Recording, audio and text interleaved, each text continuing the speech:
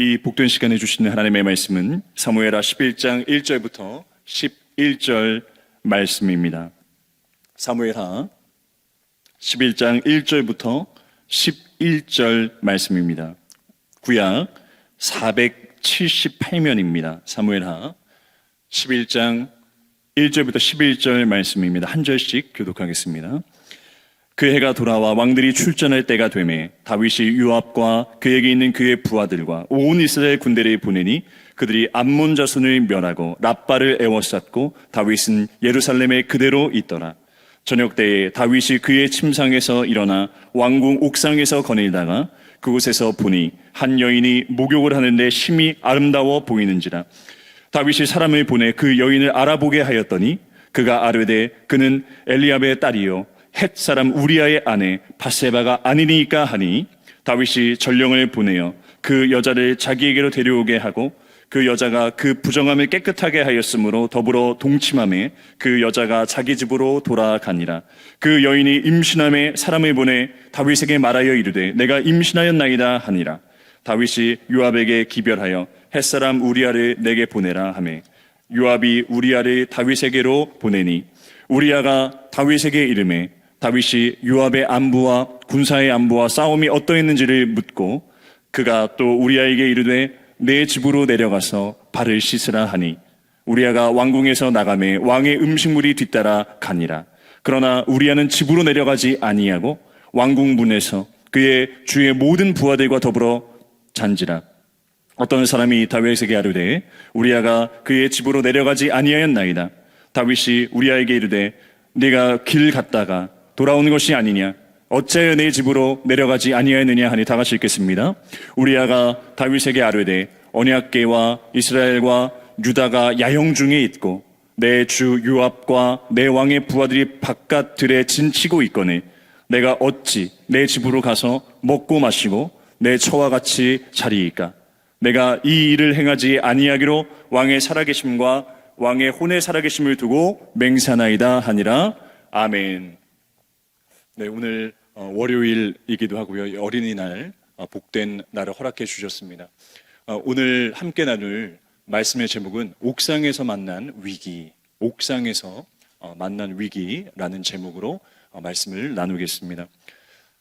오늘 말씀의 관점 그리고 11장에서부터 전환되게 되는데 이때 여러 관점으로 말씀을 볼 수 있습니다.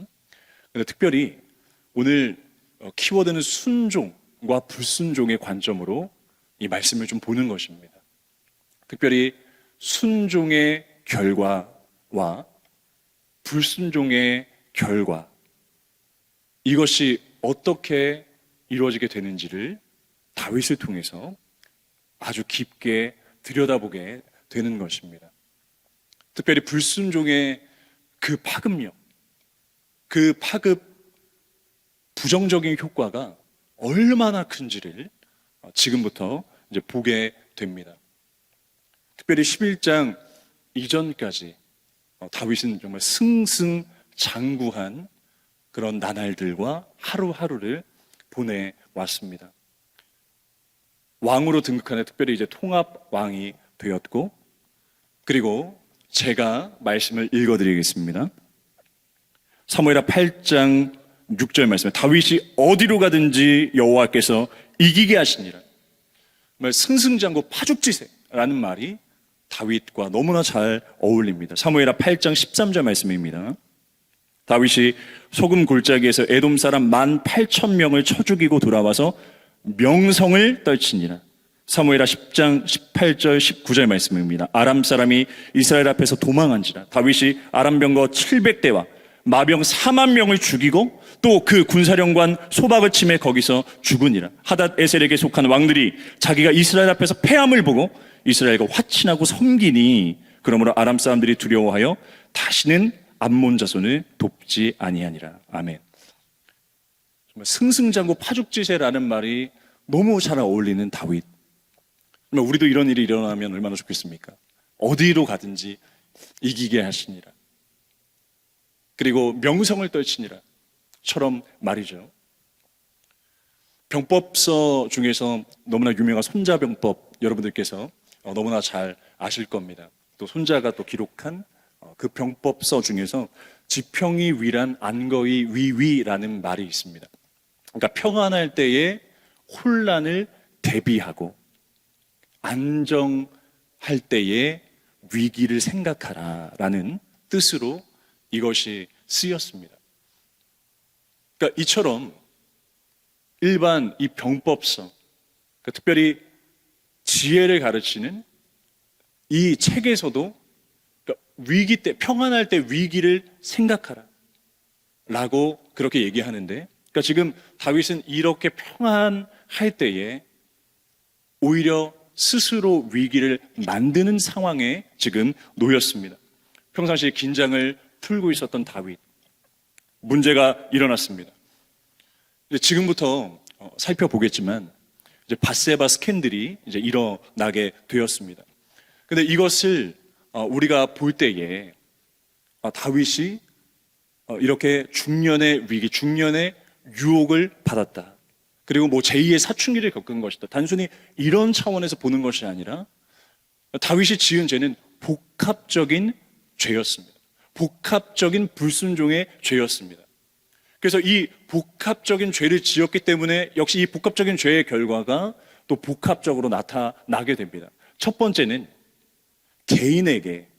다윗 개인에게 형벌과 이제 불행이 주어지게 되었습니다. 그리고 두 번째는 그의 가문에 비극이 일어나게 됩니다. 그리고 이제 다윗은 축복에서 저주에 놓이게 되었습니다. 그러니까 이러한 결과가 지금부터 펼쳐지게 되는 것입니다. 그래서 R.A. 칼슨은 어떻게 얘기를 했냐면 다윗이 이 11장 이전까지는 축복 아래에서의 삶이었다면 지금부터는 저주 아래에서의 삶으로 전환점을 맞이했다라고 그렇게 R.A. 칼슨은 이야기했습니다. 특별히 크게 틀리지 않은 말 같습니다. 오히려 저주에서 축복으로의 전환점이 일어나야 되는데, 오히려 불순종에서 순종의 전환점이 일어나야 되는데, 위기에서 탈출의 전환점, 그리고 위기에서 다시 일어나게 되는 세워지는 전환점이 일어나야 되는데 전혀 그 반대의 모습이 나타나게 됐습니다. 오늘 1절 말씀 다시 보실까요? 1절 말씀, 그 해가 돌아와 왕들이 출전할 때가 되매 다윗이 요압과 그에게 있는 그의 부하들과 온 이스라엘 군대를 보내니 그들이 암몬 자손을 멸하고 랍바를 애워쌌고 다윗은 예루살렘에 그대로 있더라. 해가 돌아왔을 때는, 그러니까 우리나라 이제 배경으로 하면은, 그러니까 3월, 4월, 그러니까 조금 따뜻해지는 해가 돌아왔을 때, 그때 시기를 이야기합니다. 그러니까 이 배경적으로 봤을 때도, 그러니까 추운 날씨, 좀 쌀쌀한 날씨에 전쟁을 하는 것은, 그것은 아군에게도 이제 불리합니다. 그래서 그 추운 계절, 추운 날씨를, 겨울을 벗어나서 이제 봄이 됐을 때 그때 전쟁을 하게 되는데, 이제 이스라엘이 암몬과 전쟁을 하게 됩니다. 그런데 그때는 지금 2절의 말씀에 보면, 1절의 말씀에 보면 요압을 대신해서 이제 다윗이 나가지 않고 요압을 보내게 되는데, 원래 왕이 출전해야 됩니다. 왕이 나가야 됩니다. 왕은 이때 당시에 정치적 지도자이기도 하지만 군사적 지도자입니다. 특별히 다윗이 어떻게 이렇게 명성을 얻고, 물론 하나님께서 그가 사울을 대신하여 이제 왕으로 세워질 것을 계획하셨고 하나님이 뜻하셨습니다. 그렇기 때문에 세워졌지만 그가 어떻게 백성들의 그런 명성을 얻게 되었습니까? 그가 어떻게 그렇게 왕권이 강화되게 되었습니까? 오히려 사울은 그 자리에 앉아 있는데, 사울은 왕궁에 앉아 있는데 다윗은 나가서 전쟁에서 승리했을 때 그때 명성이 떨쳐지게 됩니다.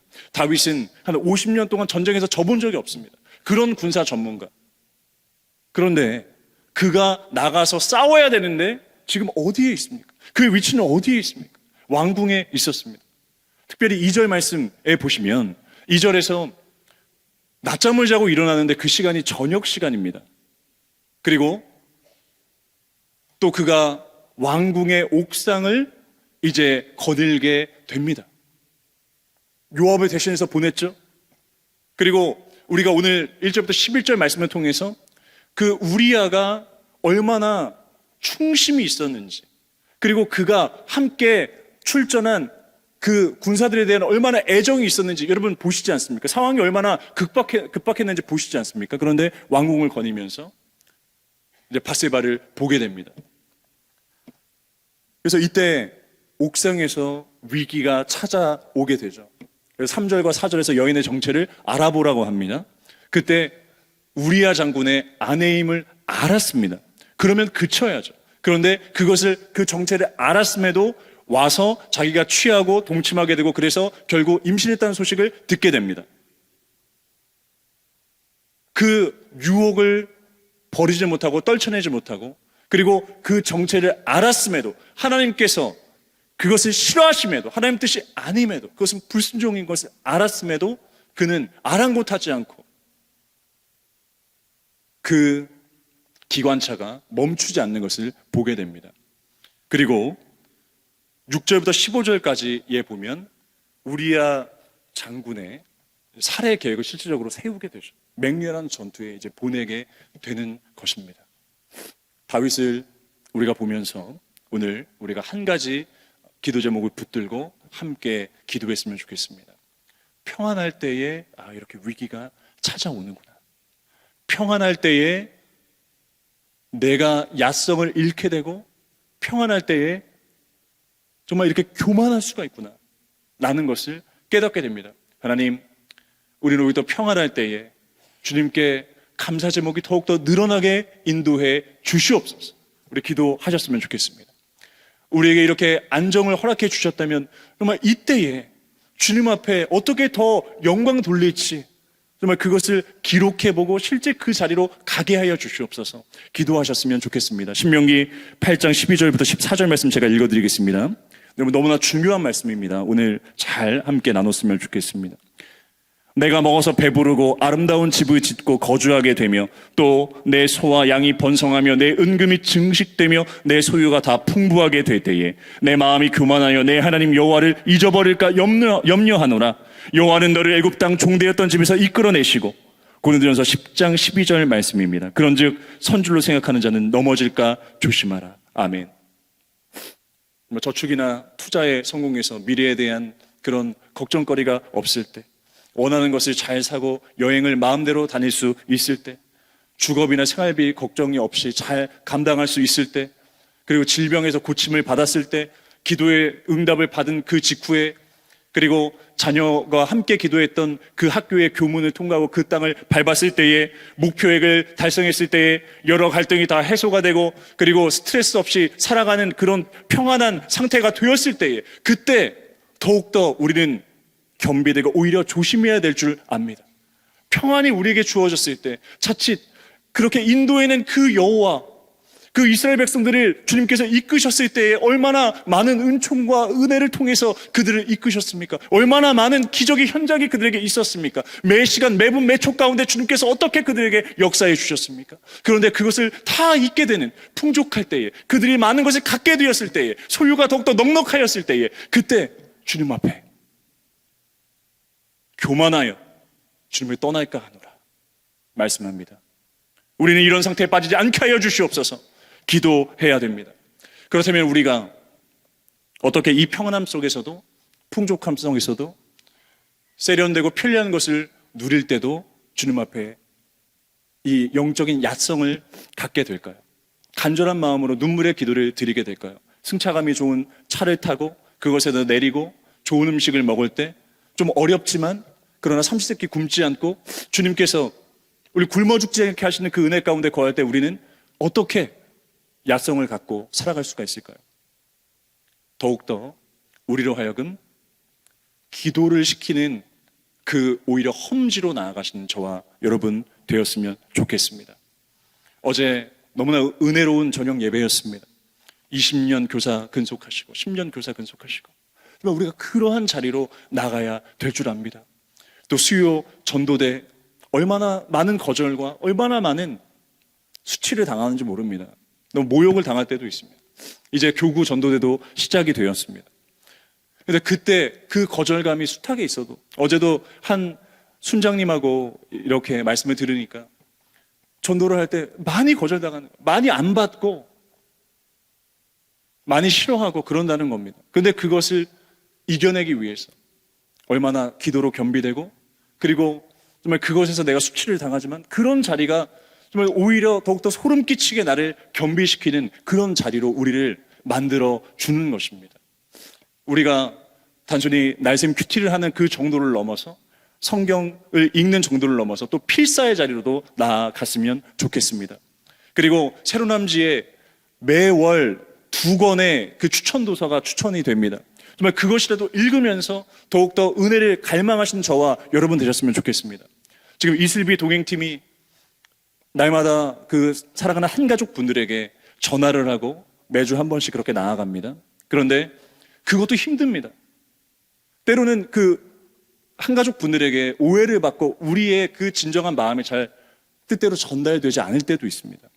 근데 정말 그렇게 할 때에 기도가 저절로 나오게 됩니다. 기도 정병단을 통해서 보이지 않는 곳에서 정말 기도할 때 그런 자리에서 더욱더 주님께 엎드리게 됩니다. 내 힘으로 되는 것이 아무것도 없구나. 내 힘으로 살아갈 수 있는 것이 아무것도 없구나.